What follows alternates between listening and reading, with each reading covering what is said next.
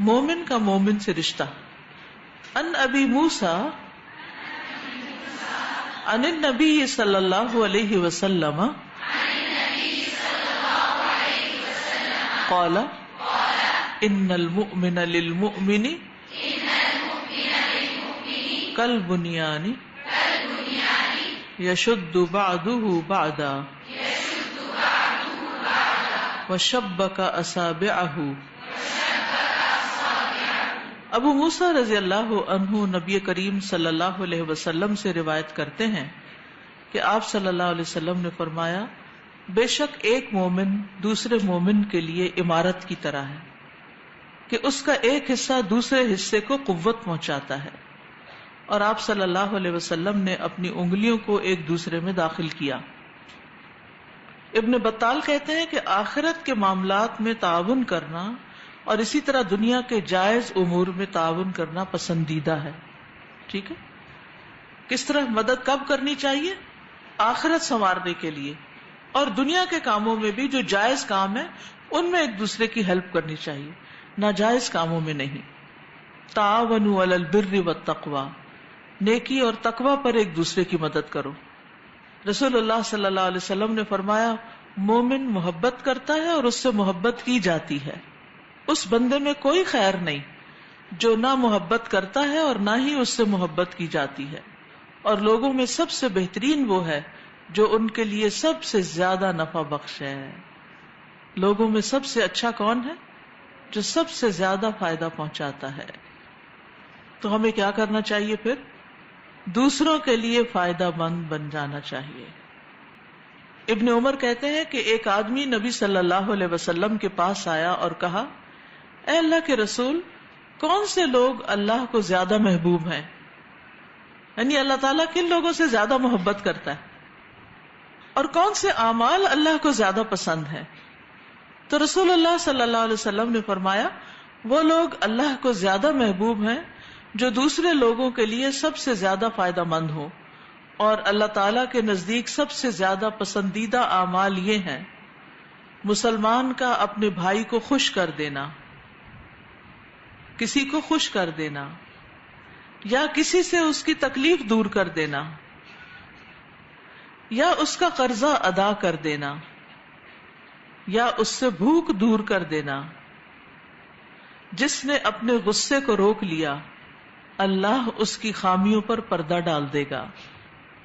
اور جو آدمی اپنے غصے کو پی گیا باوجود اس کے کہ اگر وہ چاہتا تو اس کو نافذ کر سکتا تھا، وہ غصے کا اظہار کر کے دوسرے کے اوپر انڈیل سکتا تھا اس کو، لیکن اس نے ایسا نہیں کیا، تو اللہ قیامت کے دن اس کے دل کو امیدوں سے بھر دے گا.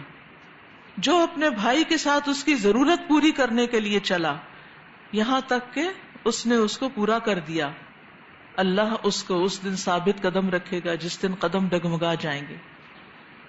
اب اس کی کیا شکل ہو سکتی ہے کہ کسی کے ساتھ چل پڑنا اس کی ضرورت پوری کرنے کے لیے، جیسے اپنی گاڑی میں بٹھا کے کسی کو لے جانا، کسی کا ہاتھ پکڑ کے لے جانا، کسی کا سامان اٹھا کے ساتھ لے جانا، کسی کو ہاسپٹل لے جانا، کسی کو اسکول میں داخل کرانا ہے، اپنے بچے کو وہاں ساتھ لے جانا، کسی کا کوئی کچہری کا کام، کسی کی کوئی شاپنگ ہے، کوئی ضرورت کی چیزیں اس کو لینی ہے.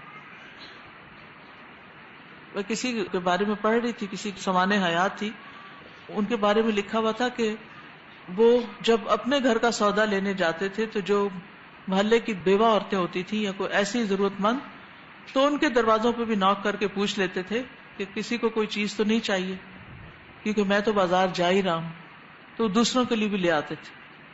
تو لوگوں کی ضرورتیں تو بے شمار ہوتی ہیں اور وہ اپنی ضرورتیں پوری بھی کر رہے ہوتے ہیں، لیکن کچھ لوگ واقعی ڈیزرونگ ہوتے ہیں، ان کو آپ کی ہیلپ چاہیے ہوتی ہے. تو ہم میں سے ہر ایک کو ویجیلنٹ ہونا چاہیے، دیکھنا چاہیے کہ ہم کس طرح کس کی کب ضرورت پوری کر سکتے ہیں. پھر اسی طرح دوسروں کو خیر پہنچانا. ابو موسیٰ کہتے ہیں کہ نبی صلی اللہ علیہ وسلم نے فرمایا، ہر مسلمان پر صدقہ واجب ہے. لوگوں نے عرض کیا، اگر کوئی نہ کر سکا، کسی کے پاس ہے ہی نہیں تو نہیں کر سکتا. آپ نے فرمایا کہ اپنے ہاتھ سے کام کرے اور اپنے آپ کو بھی فائدہ پہنچائے اور صدقہ بھی کرے، یعنی کمائی کرے. پھر نہیں ہے تو کچھ کمائے تاکہ صدقہ کر سکے. یا ہاتھ سے محنت مزدوری سے کوئی سکلز ہیں تو اس سے کچھ بنائے، اور کچھ نہیں تو آپ روٹی بنا کے خود بھی کھائیں، اوروں کو بھی کھلائیں. ایک چھوٹی سی مثال ہے. لیکن ہم اپنے ہی گھر میں وہ کام کرنے سے بھی کتراتے ہیں کہ میرے حصے میں نہ آ جائے.